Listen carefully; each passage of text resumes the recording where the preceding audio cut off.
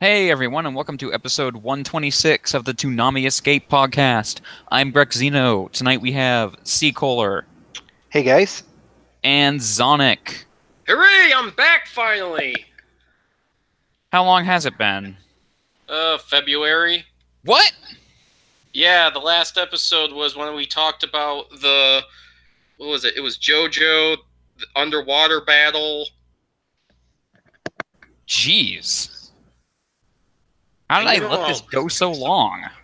I know. I can't believe you guys didn't get me on for Pop Team Epic. Think of all the stuff I could have contributed. That would have been pretty one note, I think.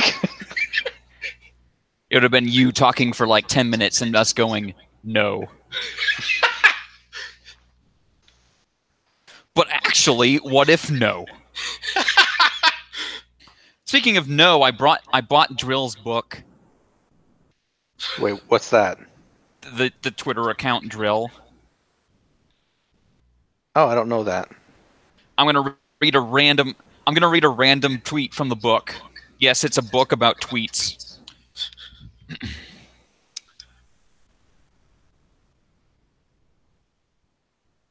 My name is Destin. I build crossbows and sell weed to all your dads, and I'm 15.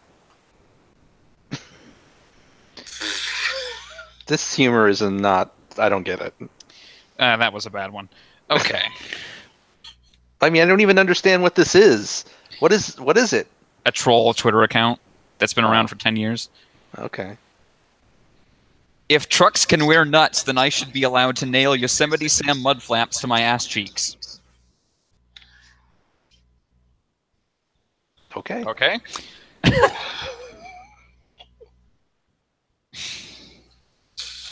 Are you trying to be Pop Team Epic? Is that what's happening?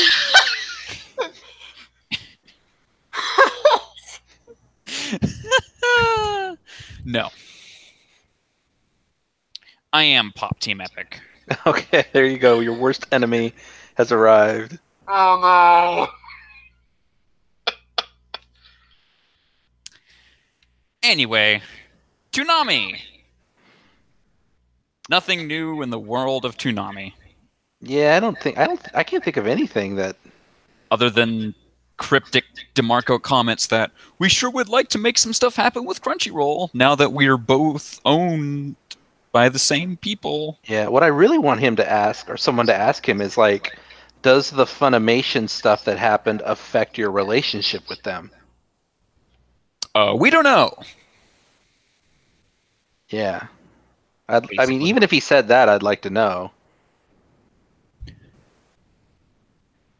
Because, like, worst case scenario, a couple of the nice, good shows on our block, we might not get the next season of. Yeah, I highly doubt that. I doubt it, too. I mean, I feel They're like... gonna find a way to get season 4 of MHA on the block. Yeah, and I think that, like, I was thinking about this, like, Crunchyroll... I'm sorry, Funimation, like, going off and doing their own thing again, probably doesn't change anything about the way that they license stuff from them. You know what I mean? Like, they still were probably going to do the same thing anyway. Yeah. Now we can go directly.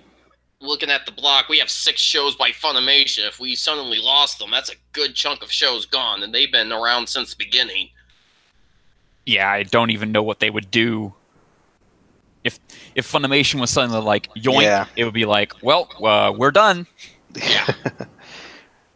Get ready to watch a bunch of really obscure stuff that Crunchyroll has, maybe. I mean, that also has dubs. Oh, yeah, good point. Berserk 2016. Isn't that Funimation? I think it. Let me see.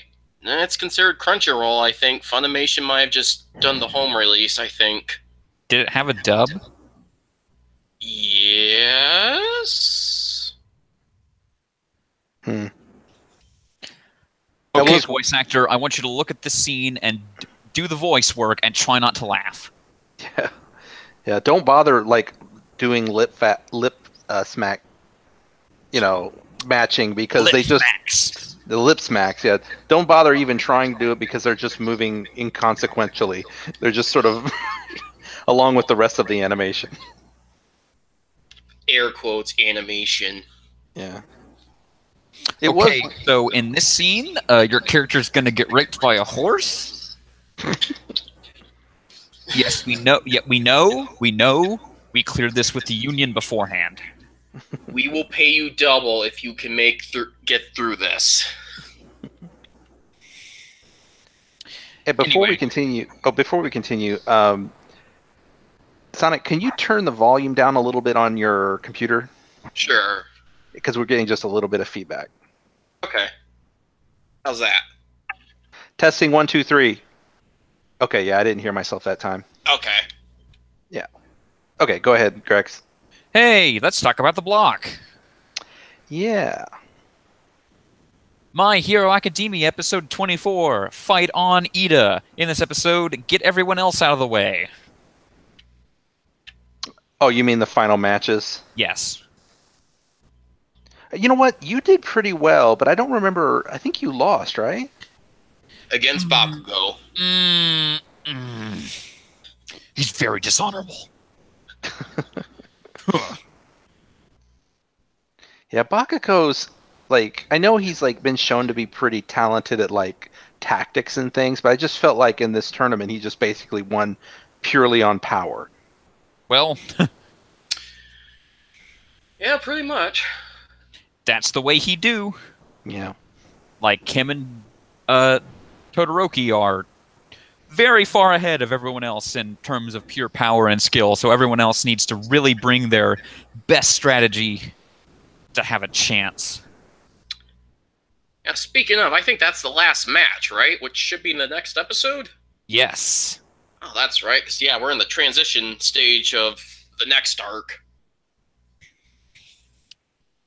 Yeah. The whole, like, there was like a cutaway scene in this episode to what's clearly going to be the next story beat. Ida's brother gets slashed into bits by a 90s comic book character. Todd McFarlane character. I came out of this portal from the Attitude Era. Wait, what's the comics? What are those comics like? Spawn. Wait, what? Are you thinking of Spawn? Yeah, like what is that? Image Comics. Yes. Yeah, it's like this guy came from Image Comics. People are like, when are we gonna get a Rob Liefeld character? And it's like, that's All Might. Speaking, But no, I guess we would want to get like a gross, no anatomy required muscle lump that is clearly just Rob Liefeld. He's all teeth. Well, speaking of All Might, though, that's another thing we learned. Although I felt like I knew this already, that we learned that he was a quirkless person. It's one of those things that's so obvious that when it's actually revealed for the first time, you think you've heard it before. Yeah. Like, of course he was. So they never had mentioned it. It was just that obvious. Yeah. Okay. Like your brain doesn't even consider the alternative as a possibility. Yeah, because that's the thing about this power is that, like, I don't even understand what would happen if someone had a quirk and they had this power. Like, would they have their power and this, or is it like? Well, if you gave it to me, extremely buff Dark Shadow. Okay. So basically, he'd be an actual JoJo stand. Yeah. He graduates. Did you hear that somebody broke their ankle trying to do a JoJo pose at a con? Yes.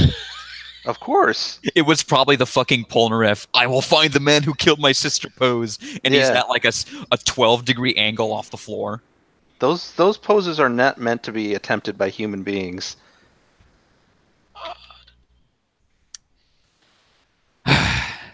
So yeah, but anyway, so Ida beats weird religious vine girl by being very fast. Her stick is like she's Mother Earth. Yes. Yes. And then, oh boy, wait, who was Bakugo next? versus Kirishima. No, that was after I off-screened Mina, I guess. It was off-screened in the manga, and I think they literally had like a crew. They had like Momo and Ashita standing over on the side, like the people who were off-screened by Tokoyami. I don't remember that, but okay. Like I don't know why I remember that. Anyway, and then yeah, Bakugo just beats Kirishima by making him less hard. He kept saying that, and then everybody in the is like, "Oh, choose your words. Choose your words." Phrasing. Yeah. It must be really hard to be so hard across your entire body. You're starting to get tired. I can tell because you're not getting as hard. You're starting to get flaccid. Yeah. I mean, I thought it was a fine match. I mean, again, Bakugo isn't doing anything impressive. He's just blowing people up.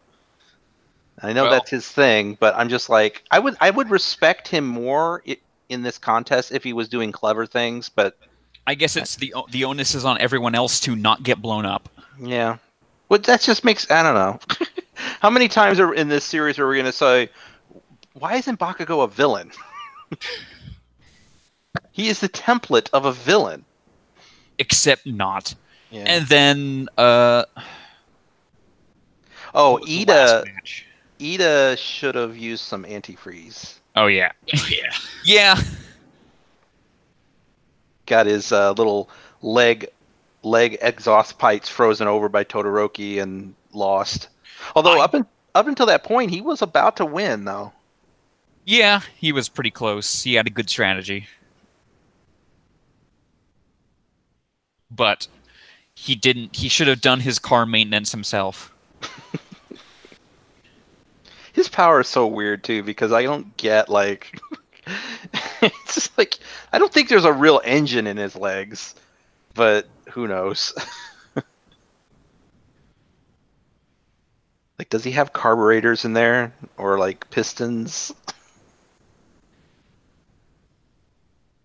You were the one who told me, or was it B-dubs, that, like, he drinks orange juice or something? Yeah, his power is runs on orange juice. Yeah. Figure that out. OJ. OJ. Yeah, anyway. Oh, yeah, he had a really bad day. He's about to have an even worse day. Yeah.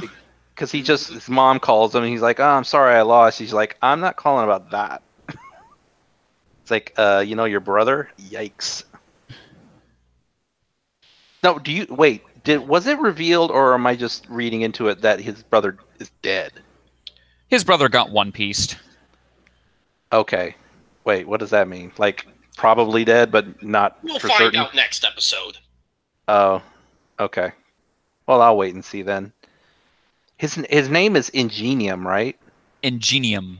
Ingenium, okay. Ingenium, actually. Ingenium, all right. How they say it.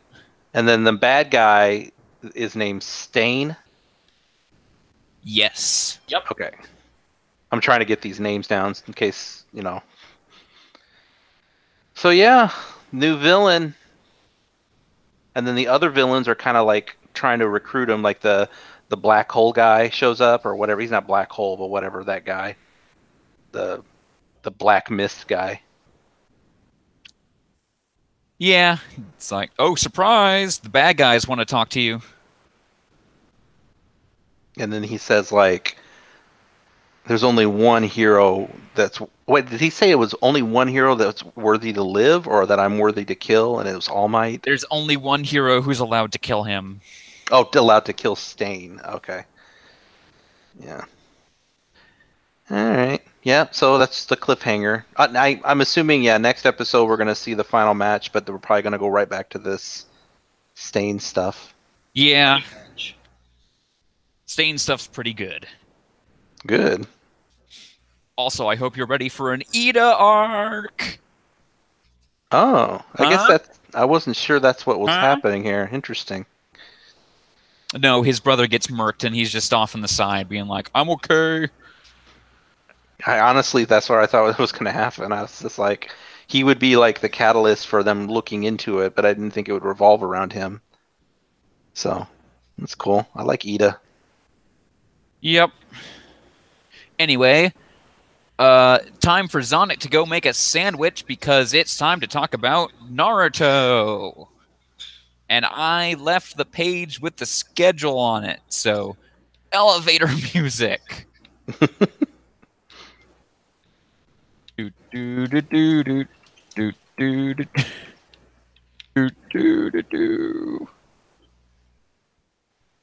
Okay, here we go.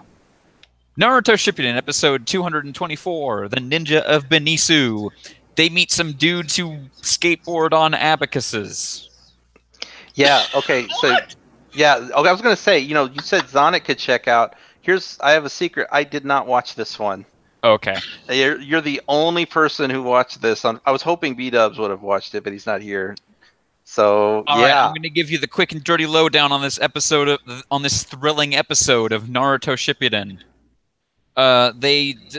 Guy has seasickness, so they stop at an island where they randomly run into Sakura somehow. She's on a mission with Ino and Choji to find some herbs because medicine. Anyway, they try to find the herbs, but some obviously filler dudes from some non-existent ninja village are like, "No, we got these herbs. If you want these herbs, you got to pay us or find them first." They can't. There's a cave with hot springs that shoot scalding water, and the other ninjas get in there. By the way, the one dude carries an abacus and skateboards around on it. Like, What? totally flat surfaces, no slopes. He just jumps on the abacus like a fucking hoverboard. Why an abacus? Abacus hoverboard. Because he's a money lender or something. Because he's really into keeping a track of who he's indebted to. There's a lot of there is no free favor with the large villages. Like, oh, I'm a vassal state. Oh, I'm so sad. I just want to say before you continue, this sounds terrible. It is. Sounds like a lame version of Knuckle from Hunter x Hunter. Something. I mean, it's if just. APR showed up in this episode, that would be amazing. But anyway, they get the last herbs, but then, oh no, it's a giant Komodo dragon. So Naruto beats him up using the thing he does. And they're like, no, we can't be in debt. You'll always call the debt. And then Naruto's like, I don't care. And they're friends now. And they were never seen again, right? And they were never seen again. All right. Well, that's pretty. Whoever came up with the skateboarding abacus ninja, you should just pack it up and just leave because that is some shit. What is that? That is some terrible. Like, come on. What are they? There has to be better ideas out there. No. Boruto, Naruto Next Generations Episode 5, The Mysterious Transfer Student. Because Boruto is anime. Yeah, well, yeah, Japanese anime always has a transfer student, yes. It's always a transfer student, and they always sit in the farthest seat from the teacher, by the back corner, by the window. Well, that's the protagonist, too. It's farthest away from the teacher and the door, which means they can get up to all sorts of shit. And look wistfully out the window. So yeah, we've got this new character. His name's Orochimaru. I mean, something else. Mizuki. Mizuki, yeah. Can't wait. Yeah, I mean, it's Isn't so... that the guy's name from the first episode? What was that guy's name? No, I don't remember who that was. But, Shit. yeah, I mean, it's so obvious. Like, I mean, I don't want to get anything spoiled here, but, like, come on. Like, this character looks exactly like Orochimaru. Something is going on here. Anyway, Mizuki's a weird, pasty white kid. He's a transfer student from North Korea. I mean, the Hidden Sound Village. Yeah, Hidden Sound. Everyone is friends now, and there is no war. But nobody told this kid because combat class is murder class. Also, he, like, sneaks off to have like secret communiques with his home village too. Yeah. Surprise! Yeah. Anyway, he tries to kill that one dude who's been in school for 15 years. And then Shino decides to throw a party. Oh yeah, and then he's basically that image where it's like, "How do you do, fellow kids?" And he's all dressed up like with a stupid looking suit and sunglasses. And then he has a brilliant idea that would never go wrong in a million years. He makes a bunch of adorable plants and like stuffed animal mascots, and then animates them with bugs. Yes. And when they're inevitably touched, bees! Probably the worst use of that jutsu ever.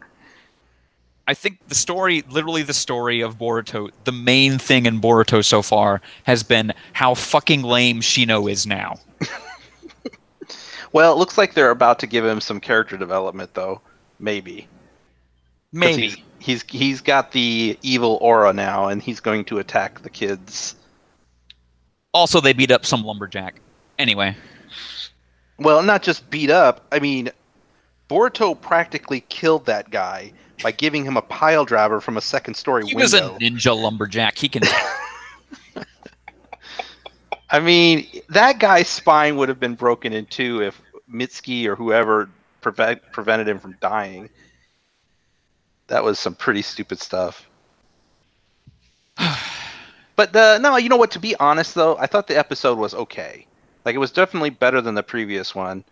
And I think it's mostly because Mitsuki is kind of interesting and adds an element of mystery to this otherwise ordinary sitcom that we've been watching so far.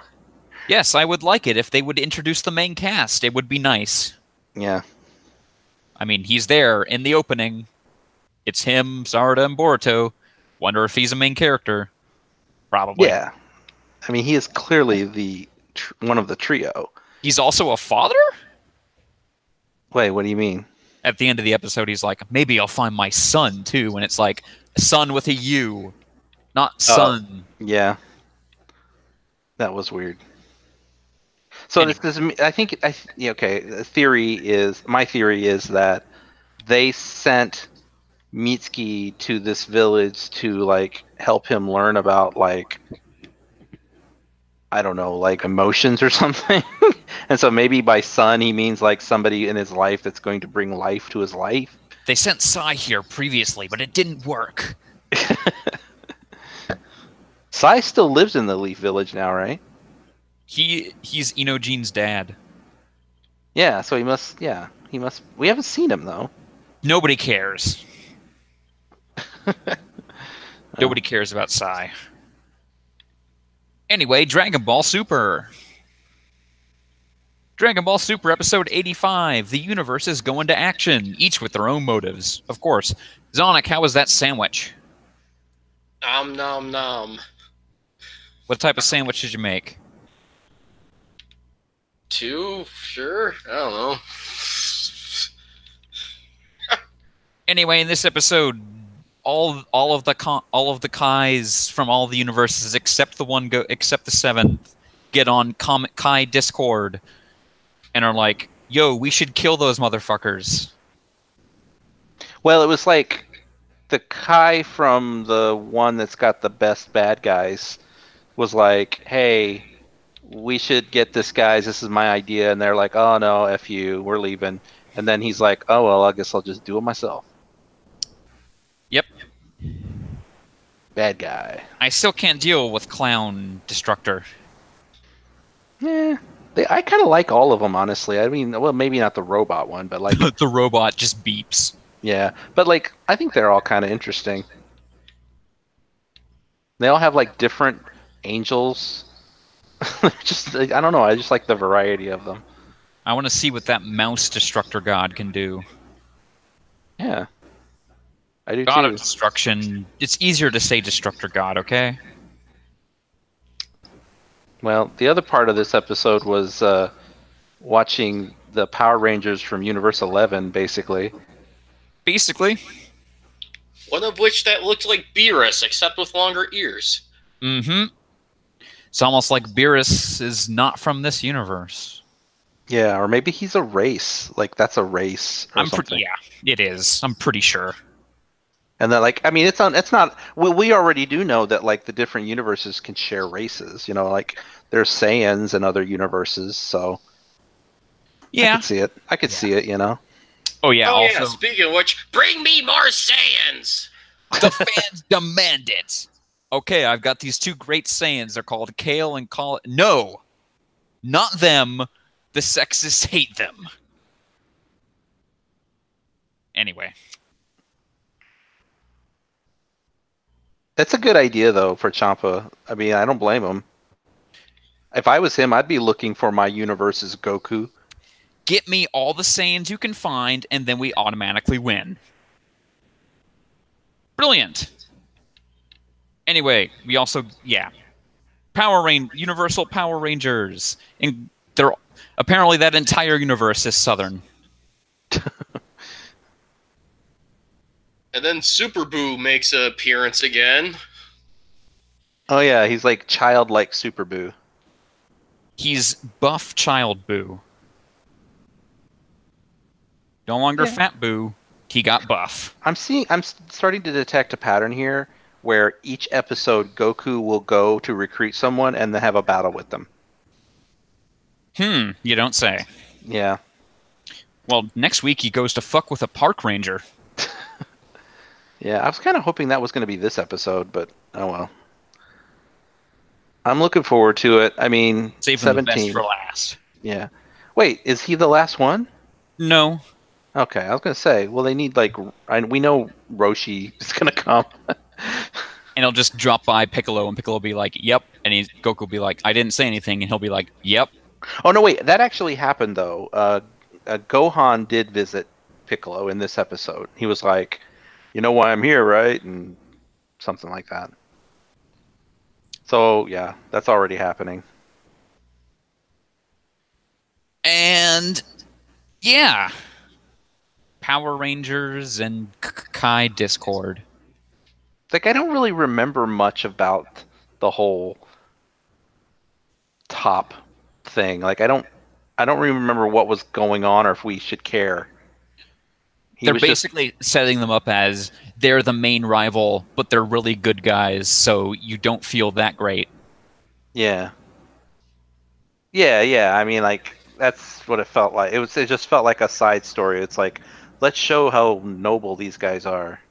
Also, there's some super strong dude that's gonna fuck up some shit when he gets done meditating. Yeah. Mob Psycho 100, Episode 1, Self-Proclaimed Psychic, Reagan Arataka, and Mob. Anyway, in this episode, the protagonist of the show is Reagan, not Mob. Mob is just along for the ride. Anyway, in this episode, fucking insane animation, holy shit. Yeah, this was one of the best looking shows I've seen in a while. I mean, I kind of went in knowing it was going to be pretty well animated, but it looks really good. There's so much style and care and thought put into every shot. It just looks really good, and it's funny. The voice work was really good. Like So, I've never heard this actor doing Regan, or I don't recognize him. it's Poof. It's Poof. See, I don't. Yeah, that's weird. But he's knocking it out of the park. He is like legit funny. It's Kerbifer again. This was his big role that I think this was like his first big role because this was the role where when it was announced it was like, holy shit, it's Kerbifer. Yup, because I remember hearing the news, I'm like, holy crap, it's that dude from Brawl Taunts on Newgrounds. What a blast from the past. So this was a guy that started by doing web animations and then got legit voice work. Yup, pretty much. That's awesome. Well, he deserves it because he was really funny. All of the voices were really good, even the ancillary characters and Mob and his mom and everybody. They all sounded really good. This has clearly an excellent dub. I know I've only seen one episode, but like just based on that, and the pacing of the episode was also really good. Things were moving at a pretty fast clip. I felt like a lot of stuff happened in just one episode. And a lot of it's like really small like comments that are amazing that I can't even remember now. Yeah, and I mean, I don't know. I don't have anything whatsoever negative to say about this episode. It was just really, really good, and I'm excited to see more. What do you think of Reagan though? Because people tend to be mixed on him. Well, I mean, like, I get it. I mean, the joke is that he obviously, I can't even tell if he's any bit psychic. I don't think he is. He He is might be. not. He's Okay, not. I thought maybe he wasn't, but I thought maybe was a little, but and was just throwing it, like or bloating himself up or whatever. But regardless, I mean, he's like a con artist, but I don't know. He doesn't strike me as the kind of like character that um, is a like who's doing this and has like bad intentions. I think he's just sort of, I don't know how to put it. It's like he's not doing mean things to Mob. He's just sort of using Mob's kind of naivety, or whatever the word is. I can't say it. Naivete. Sort of taking advantage of that, the fact that he's a kid and he doesn't realize that Regan can't do these things. I don't know. I kind of like it. It's like a kind of like a buddy cop kind of thing going on. Why do people don't like him? Why wouldn't they like this character? Oh, he's such an asshole. He's cheating. He's a liar. Nah, no, it's all part of the joke. It's all part of the humor of it. I don't mind him. I mean, I don't know. I said it's fine. I don't. I like him. I think he's funny. He's good. Yeah. Zonic, what did you think? Yeah, I've already seen the sub, but hearing the dub for the first time, yeah, that dub has been pretty good. I am so glad we got that full opening. It's gonna suck when we get that shortened version. 1, 2, 98, 90. Yeah, pretty much. But no, it's neat to hear things are already getting really positive impressions from everyone on the first episode, because most of the people agree it takes about 3-4 episodes for the plot to, quote, really get going. But when it looks this good at episode 1, who really cares? If it stays this high a level quality, I mean, it's just. I hope it does. And as far as like the plot, I don't know. I mean, I don't even feel like. This felt like every other show I watch, where it's like the first episode is just introducing the characters and the premise. So Well, it didn't. Oh, sorry. Go ahead. Go ahead. I think maybe what caused the impressions is the fact people were expecting similar levels of One Punch Man, like, oh, it's gonna go right straight into the action, but it's like, no, this is a little slower, more about the character development and such. Yeah, I can't. I guess I can't agree with that. That it felt slow at all to me. It felt like this show is, and honestly didn't feel that different than One Punch Man to me, frankly. I mean, there was a fight in a sense at the end, so I don't know. It was pretty good. And then I did see a couple people on the forum talking about, like, I don't think it was their opinions, but they had mentioning other people's opinions about the fact that this show doesn't look good, like it doesn't have good animation because of the character designs. And I just want to say, just shut up. That is a complete misunderstanding of what makes something well animated. Like, this show is beyond well animated. It is extremely well animated. The character designs are completely a stylistic choice, and in fact, I think it looks great because of these designs. It stands out. It doesn't look like every other anime. It has its own distinct style, and I think that makes it look even better. Yeah, it looks amazing. I said it's the best looking anime to be out, best looking TV anime to be out in the last 10 years. It is.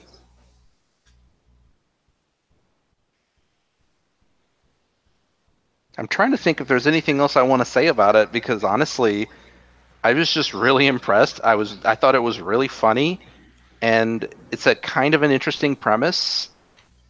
But yeah, outside of that, I don't know. I guess I just need to see more, but it was cool. Rip bikers.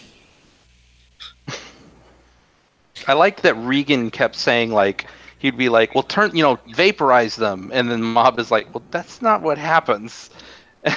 Like it's like he's clear that he was kept trying to like explain how the exorcisms or whatever works, and he doesn't really understand it, and so he keeps coming up with like these things. It's like, oh yeah, go back to the ozone layer.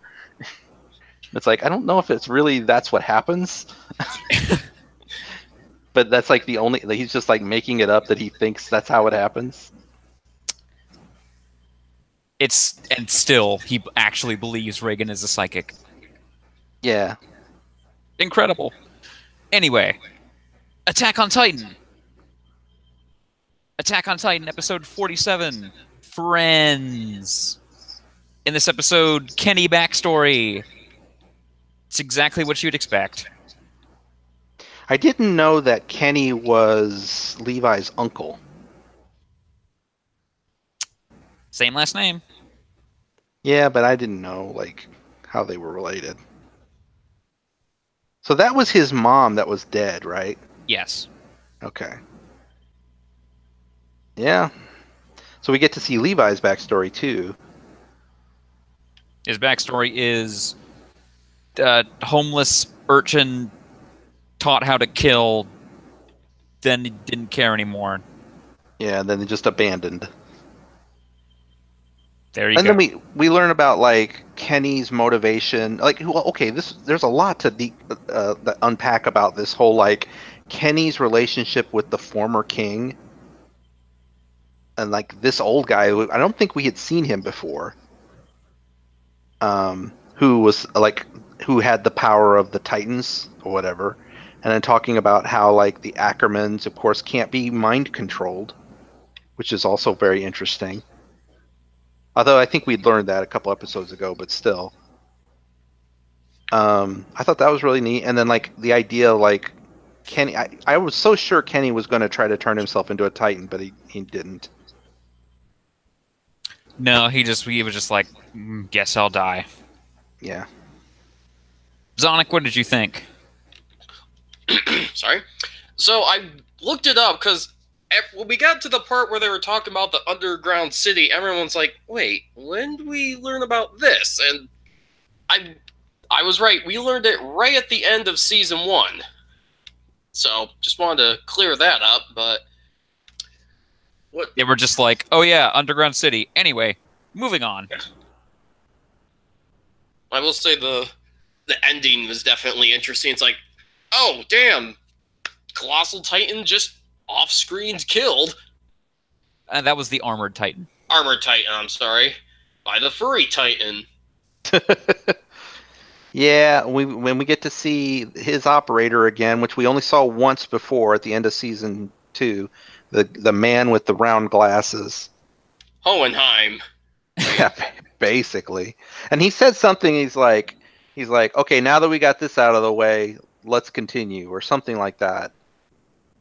As if like he had to defeat them in order to like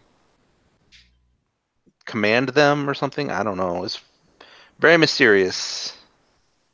Kind of just a weird way to be like, hey, remember these guys? Okay, back to these guys. Yeah.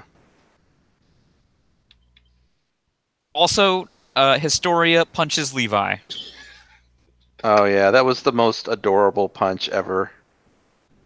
Yes, after all the citizens are like, yes, queen.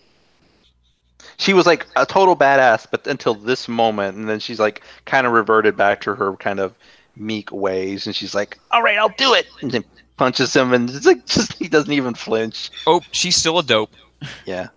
But here's my question: I don't even remember why she wanted to punch him. Apparently, in the manga, he basically was like, "No, you're gonna be the queen, or else." In the anime, she kind of goes into it by herself more. Mm.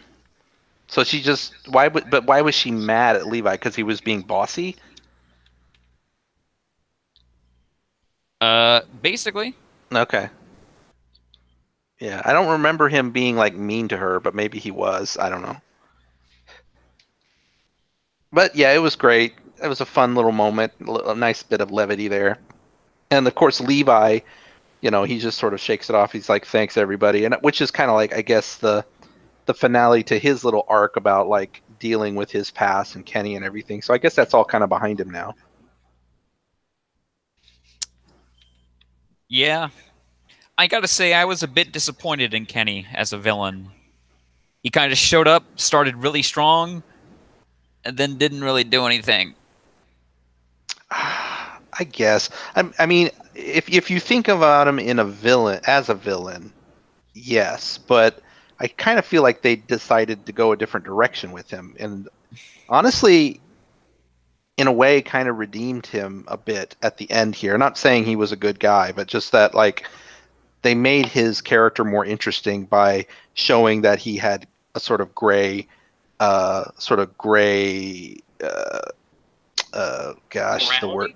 yeah, morality. Yeah, thank you.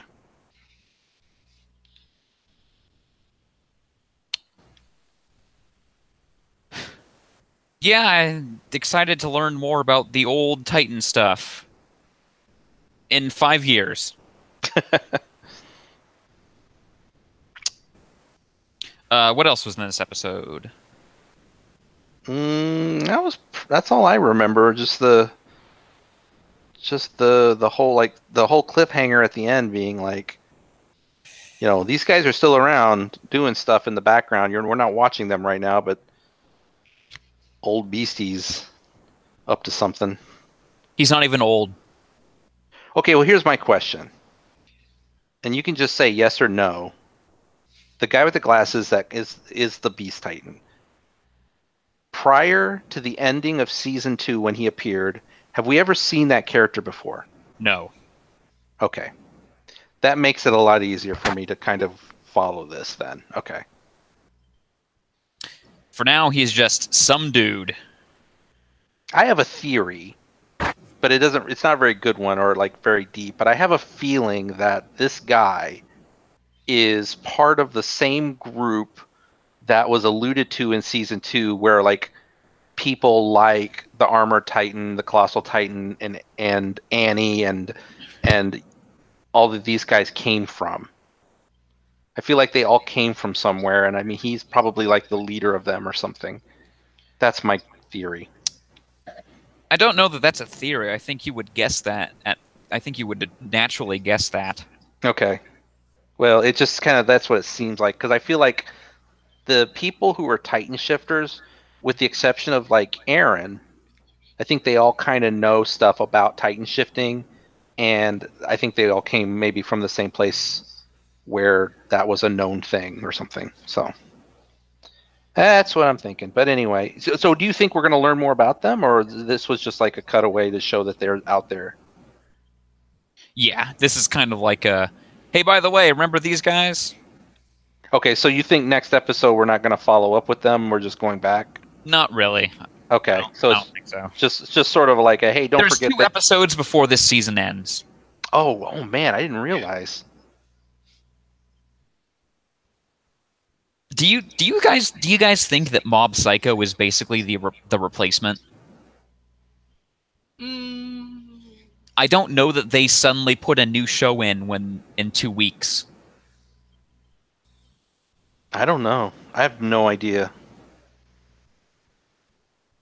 I mean, I don't think that they're going to cut the block down.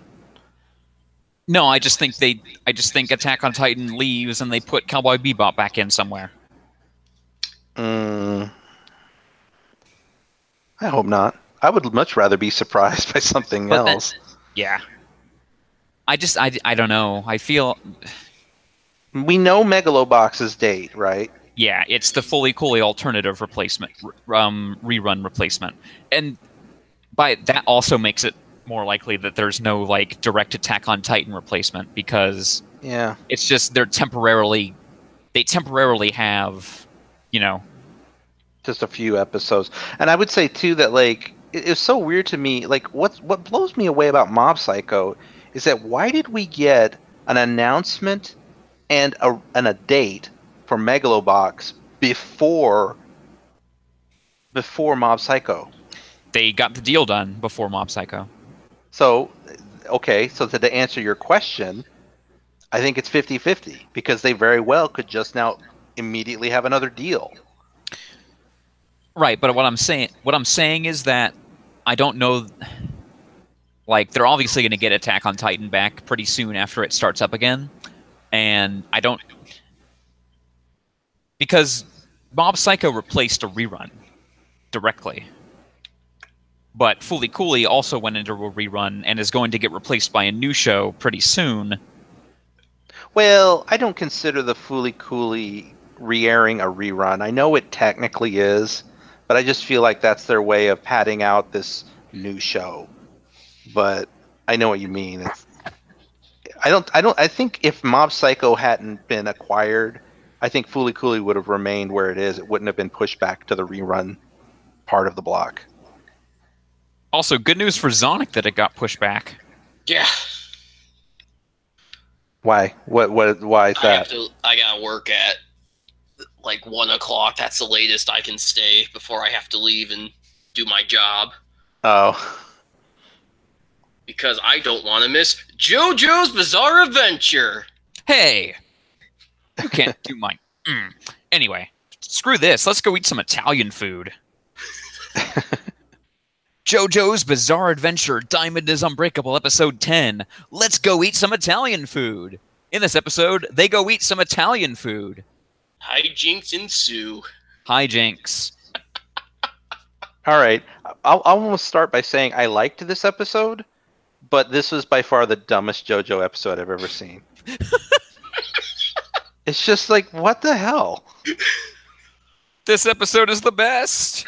It's like honestly, it really is a pointless episode. No. It's completely pointless. Not they allude to the whole episode. They allude that this guy is what we always expect, a villainous stand user. And it turns out at the end he's not. Yep, that's part 4. So why was he cutting up people's innards in the very first shot of this episode? Like, what was happening there? To preserve the mystery. That's a freaking cheap Look, way. if this was part 3, Jotaro would have walked into the restaurant, and when Polnareff started leaking water out of his eyes, he would have mashed that dude's face in, and we would not have got this amazing episode. I mean, I like the episode. I just don't like. I don't. First of all, this guy, what's his name? Tonio? Yep. Yes. Okay. Is he going to be around? Sort of. I don't think he is. He doesn't come across as an important character. He's not going to be around, but it's not like you'll never see him again. All right. Well, I don't know. This episode just left me confused because like this guy doesn't seem to add anything to the show. It's just like a weird one-off adventure with a strange stand user who like has That's why it's so great. I'm okay. It's okay. I just don't know. Like I feel like a little honestly right now. I feel like I'm kind of embodying B-dubs a little, where I'm like, this felt like the show was spinning its wheels. Like, why do we care about this guy? Wheels. Well, like because this hasn't. Okay, here you go. Ready? I'm going to talk like B-dubs. What does this have to do with the plot? Who cares? But it doesn't have anything to do with anything. This guy is just like this These weird. are two fundamentally differing philosophies here. Okay, but anyway, part 3 and part 5 and part 5 after it are extremely like plot. We're literally moving from one fight to the next constantly. No, never stopping. Never, ever. Part 4 is in one town, and it's basically a Twin Peaks part, right? Yeah. I mean, don't have and again, Twin Peaks without the weird pie restaurant. And I guess, yes. I mean, I'm not that familiar with Twin Peaks, but if that's like a direct reference, then I get it.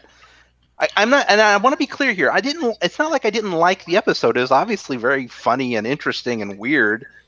That's all it has to be. And Why yeah, does and it that's have to fine. be anything else? I know, but like I guess I'm a little let down that I thought this was going somewhere. It's like the episode strung me along, building a mystery about this character, and at the end they're like, oh, there's no mystery.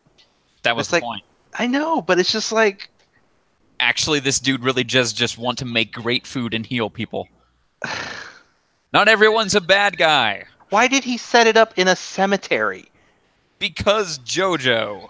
That's like it's like the author is deliberately like trying to confuse the audience. Yes. Yes. He was literally leading you on a carrot before walking you off a cliff. That's why he swerves you into thinking there's going to be animal violence again. Nope, dog's fine. Yeah. Yeah, I mean I guess props for effectively misleading the audience. Good job. You did it. And it was funny and interesting and like goofy and weird, but like there's no payoff. I felt like I just wanted there to be a payoff and be like there would be like a zinger at the end. It's like, there's a joke. But the joke is just there's no joke. There is a payoff in a zinger. He has to clean the kitchen because he went back there without washing his hands. You thought he was going to hit him in the back of the head with a brick, but it was soap. It was like goofy comedy. It was just so goofy. Anyway, I liked it, and it's just like I just don't get it. I think the point was to show, unlike in part 3, where every single stand user was evil, this was meant to more show, like, hey, there might be people who could be allies. You never know. Well, here's a question: did he get shot? No, he was born with the stand. Oh. And he came to Morio to start his restaurant because stand users are attracted to each other. Okay. And he apparently they're not attracted, but I know but like he also then decides to set up his restaurant in a graveyard. Why in a graveyard? Dude, I mean, like property. It's hard. The restaurant business is really hard. You take the property when you can get it. Okay. All right, whatever. It's a goofy, jokey episode. Anyway, this guy's the main villain of part 4. Yeah, no, he's not. It's obvious. Yep, that's the main villain stand. Some tomatoes with mean faces. I wish B-Dubs was here. B-Dubs, is the spaghetti the main villain of part 4? Oh yeah, the spaghetti punch. Also, like his stand spaghetti. His stand being revealed as these little tomatoes or whatever. Like we never see them again. Like they just pop up for a second, and it's like, oh, he has a stand. Look, and then like but they look like evil little monsters. Look, every single thing in this episode is there to try to convince you that this guy is a super bad guy, up to the point where it's like, no, seriously, he's not. Yeah. You bought into everything. You bought it all, hook, line, and sinker. And I can't trust Araki anymore now. No, what? You could ever trust him? Jeez. I don't know. Up until now, I never felt like I couldn't figure out what was. I mean, like weird stuff happened. What I liked about Araki is that he made stuff happen that, like, in a way that makes logical sense. It subverted expectations. This is just subverting expectations because for no reason. Just being like, aha, look, I fooled you. There is a perfectly good reason, because those expectations have not been subverted before. Yeah, like the idea is like, you think all of my stories are told the same way? Haha, I gotcha. That's what you're saying, right? This is the Kakashi's Mask episode. JoJo doesn't need a Kakashi's Mask filler, episode. But sometimes you don't need everything to be related to the plot. I know. It's like any funny side quest in a video game. Yeah. I can't stress enough. It's not that I didn't like this episode. I just don't get it.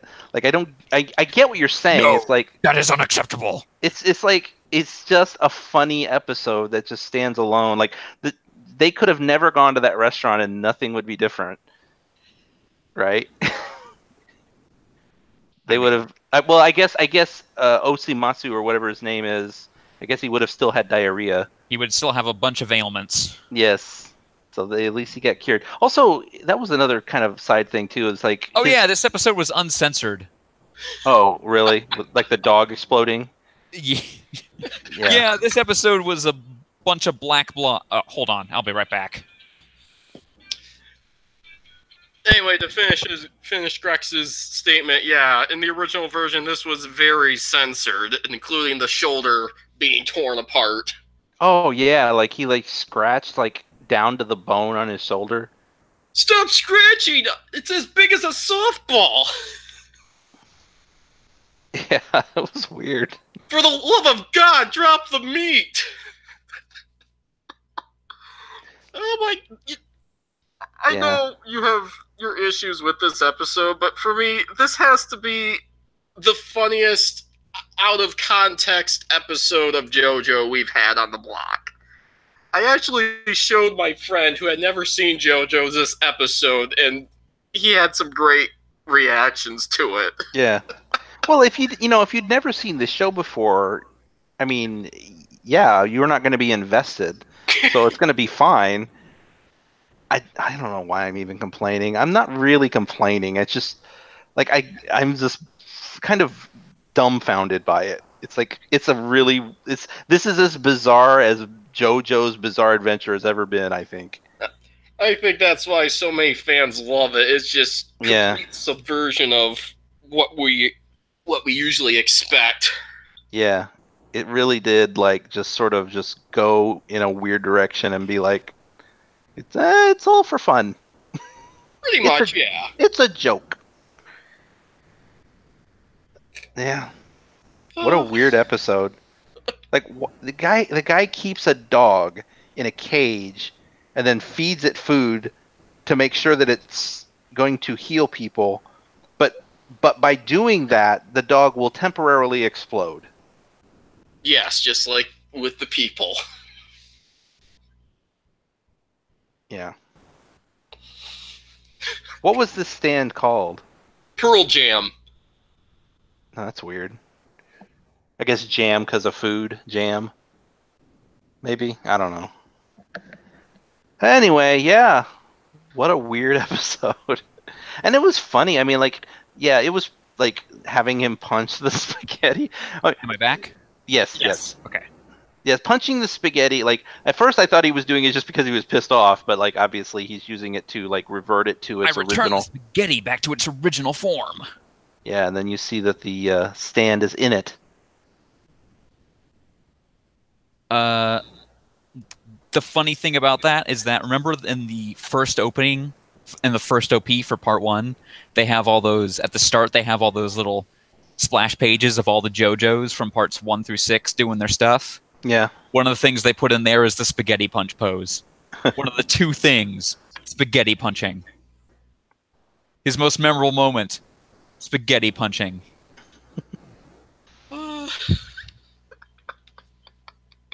Yep. It was pretty great. I mean, also, I just want to say too, the show continues to look really good. They do really good transitions between shots and scenes, and in prior JoJo's parts, the most stylistic thing they would do is they'd put the text on the screen and it'd be menacing, Mm-hmm. In this, they just do all sorts of things, really cool camera angles and all kinds of cool photo effects on things. It was really well done.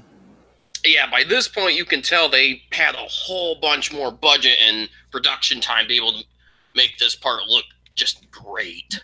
Also, honestly, before I watched JoJo on Toonami, I'd always gotten the impression just through osmosis that it was the other way around. I always thought the earlier parts would be well animated and part 4 would be poorly animated, and that was just purely based on like the openings. Because of course, the first part's openings are like amazing, and then part four's opening, while good, doesn't look as well animated. Oh, don't worry. They will start to be way better animated. Okay, but that was my impression though. It was like, oh yeah, looks like part four the animation quality's dipped, because the opening doesn't look as good. But it's actually kind of weird because the show animation is better. Well, it's because previously they've been using an outside 3D animation studio for the openings. Yeah. I mean, I know that now, but I mean, like, just in the past, I always had this assumption that when we got to part four, it wouldn't look that good. And it's actually the opposite. It's like, it's the best looking version of the show. Oh, yeah, it looks amazing. Mostly. Yeah. It looks less amazing as it goes on, unfortunately. They start having less time to do little directorial flourishes and having to spend more time just getting the stuff out on time. Mm. Which is unfortunate. Anyway, speaking of unfortunate, Black Clover. Black Clover, episode 44, The Pointlessly, and we'll stop there. The pointlessly direct fireball and the wild lightning. In this episode, Magda and Luck are friends somehow. Yeah, I can buy it. Why not? They're both kind of dumb. Veto is still lame. Wait, who's Veto? Exactly. No, the beast guy. Oh, the beast. Yes. Yeah. Lame. Call him by his name, you're like, who? Wait, what was the thing he kept saying? There was a word he kept using the whole episode. Despair. Yeah, I'm going to love despair. I'm going to eat your delicious despair. Yes, give me that despair. I love it.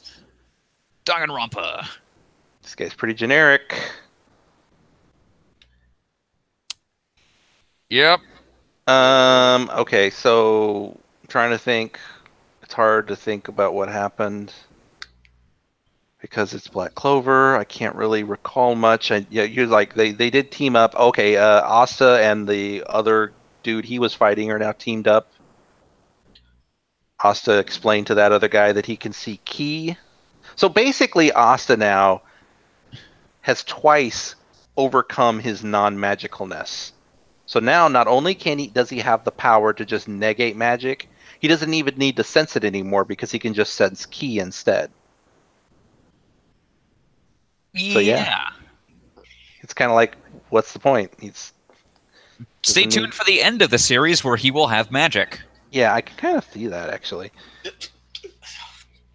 I mean, actually, I won't say that. I would say, I think the right way to end this series would be that he does become the Wizard King, a magicless Wizard King. But yeah, I probably won't go there. He probably will just get magic at some point. I've heard things about where this show is, where the series is supposedly going. Oh, I won't spoil it. Does it have the letters BL in it? What? I don't know what that means. Oh, never mind. Is that Boys Love? Yes. Well, yes, but no, I don't think it will go there. But I'm just saying. It's all theory and conjecture, but it's actually interesting. Okay, well, good. Don't say it then, because if this show in like 2 seasons gets interesting, then at least it'll be watchable. I'd say right now though, this is just sort of like more cave fighting. Yep, basically it. And please, the last arc. Please fight somewhere that isn't a cave. Please. Yeah, at some point they're gonna have to. I will mention this. This is we have a update on Blue Hair Girl from the opening. She was shown in this episode for like one shot. I saw it. She poofed in. She's definitely gray. Yeah, it's gray. And so like, and you heard her. She even said something. She's like, wait, what's the main guy's name? Yami. She's like, oh no, Yami's gonna get mad at me or something like that. And so it didn't show her face, but yeah, that I'm pretty sure in the next episode or two, her character will finally be revealed. I'm not expecting it to be amazing or anything. I'm just pointing it out that I noticed it. Anyway, at the end of this episode, Luck and Magnet do a double Rasengan into this dude, and his red health bar is gone. He has 5 more left. Because I've heard this fight continues for like 6 more episodes. I mean, like 7, because this is basically the end of the first season. And God, I sure hope they're not actually going to just keep going, because I honestly really do believe they will at this point. I really do. I mean, it just seems logical. Unless the Funimation stuff has changed things. It really all depends on which line is above the other. Okay. I do have a question, though. Beast McFangface, whatever his name is, he had like 4 minions with him. Are those no-name scrubs, or were those the other people that we saw in the other arc? No. They're no-name scrubs. Oh, wonderful. They went off somewhere and weren't seen again. They don't matter. So it's just this guy. Mm-hmm. That sucks. This is dumb. Like, like in the previous arc, we got to see more than one of this group fight, and now we're just stuck with this one guy. It's like a step backwards in entertainment, because I'd rather see more of them than just him. Well, see, now he's fighting people who aren't captains, which means they all have to team up to fight him. Because he's super duper strong, I guess. Not that you'd ever really know it. Yeah. I think the whole point is like, oh, he's got so much mana, oh my god. It's literally just them walking around being like, holy shit, look at that mana! And he's over here like, I've got claws on my hands! Mm-hmm. I can make a clone of myself! Yeah. And I'm sure that Noelle and her new friend are going to team up, and yeah, all the fights are just becoming team ups now. Yeah. Mm-hmm. And why is Yami like stuck in another dimension?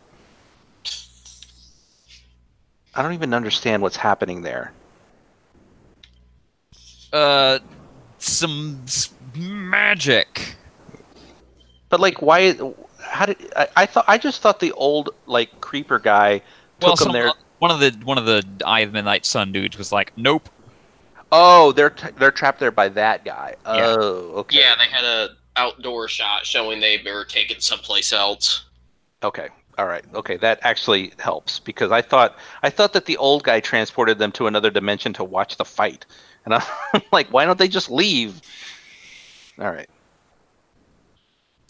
Anyway, Hunter x Hunter. Hunter x Hunter episode 117, Insult and Payback. In this episode, Knuckle is very mad that Yuppie insulted Shoot by not killing him. Yeah. Well, it was more like, yeah, it was also the look that he gave.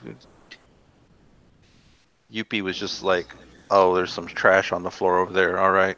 But when you think about it, he's literally like, oh, he must have looked at him like he wasn't even worth finishing off. And it's like, so you'd rather him actually finish him off? Because that would have been respectful. Yeah. I mean, even Shoot was just like, I know we're supposed to leave, but please punch him in the face. Fuck that dude! Zonic, what did you think? I was gonna say, and then Knuckle sees the red dude. What's the red dude's name? Yuppie. Yuppie, that's right. He sees his next one. He's like, "Fuck, I'm out of here." Oh yeah, he starts running. I've made a huge mistake. Yeah, he's just like, I'm gonna really get him now. And then Yuppie's just like, the fuck was that? And he's like, nope. So what did you guys think of Chitu's awesome new power?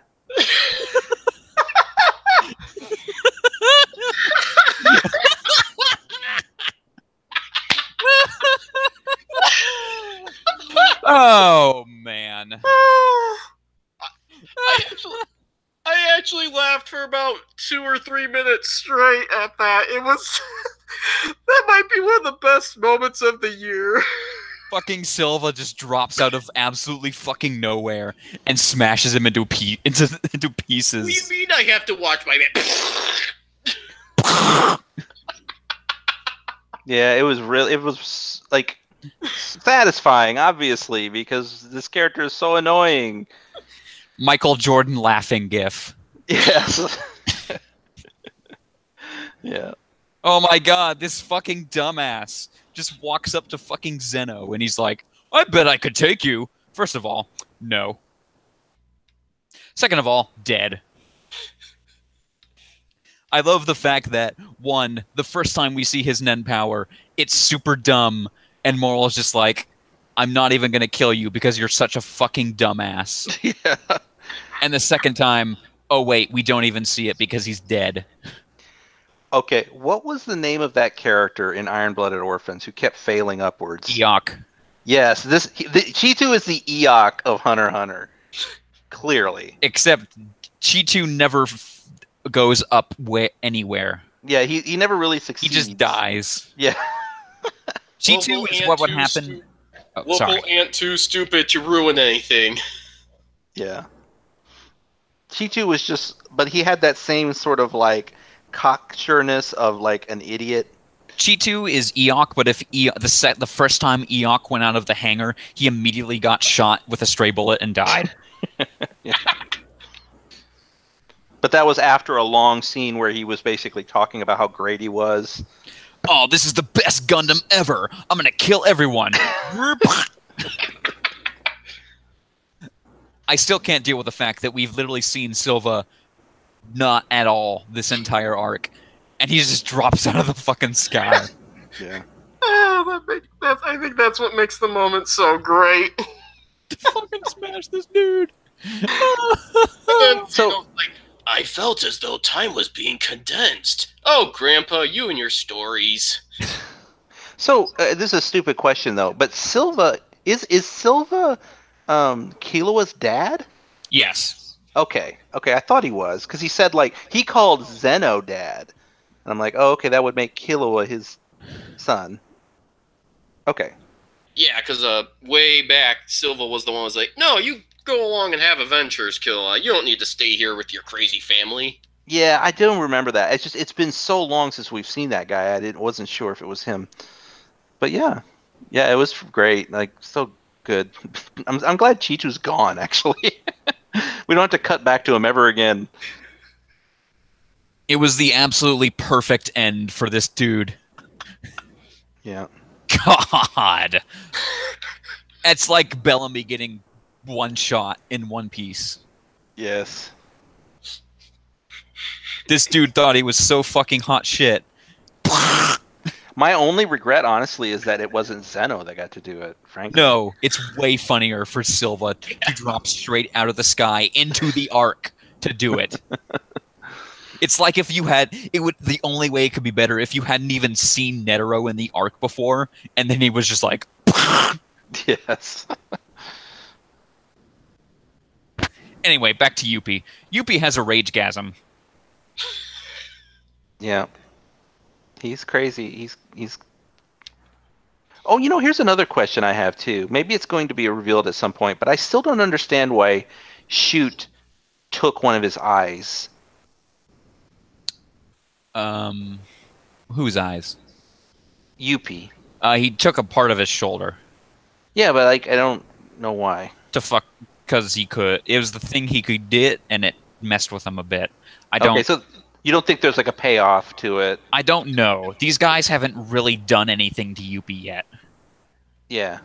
I thought I kept getting this impression, it made me reading too much into it, that like it's part of a plan. Like he was going to take, because what he did is he took one of the eyes that was on his shoulder, and he put it in that like cage thing. Oh, he did take an eye, didn't he? Yeah, and I'm like, I feel like this is going somewhere. Like he's going to do something, and because remember they kept. Oh no, wait, this is why. Because in the previous episode, Shoot was making a big deal about the fact that if he went unconscious, the effect would wear off, and he's Correct. like, oh, I can't let that happen. So I feel like there's some plan involved here because who cares if that went away? Yeah, he's not even really using the eyes anymore. right, but like for some reason, it's really important that like that gray spot stay on his shoulder for some reason. Yeah, I don't quite get it myself. Okay. Yeah, I'm kind of curious to see. That feels like it could go somewhere, maybe not. I don't know. Yeah, maybe. Yeah, I like Knuckle a lot. Like he's I don't know. He's Knuckle is there to do two things: defeat the king and defend the honor of his bro. And the Yeah. king is nowhere to be found. I don't feel like Knuckles really done anything wrong, even though he has. Like he's diverted from the plan. He's making bad calls regarding fighting Yuppie and stuff like that. But honestly, it's like I would rather him do these things. I want to see Knuckle do what Knuckle does. I would rather him stop to save his best friend and all this shit.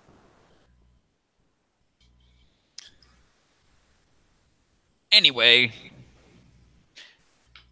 by the way, Poof is still in his cocoon. Yeah. And Moral's just like, the fuck is with this cocoon? Do something! And then he's like, we did hear him though, and he was like, "Oh, I can sense all his emotions. He's uncertain.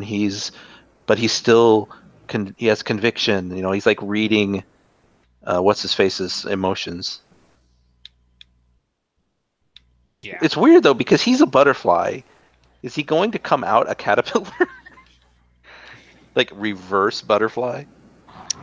Mm, Kind of seems like it. I don't know. I don't know. Also, 3 minutes have passed. Yeah. No, they said 10 minutes. Didn't 3. They said 3. Oh God. Yeah. It know felt what? like time was condensing.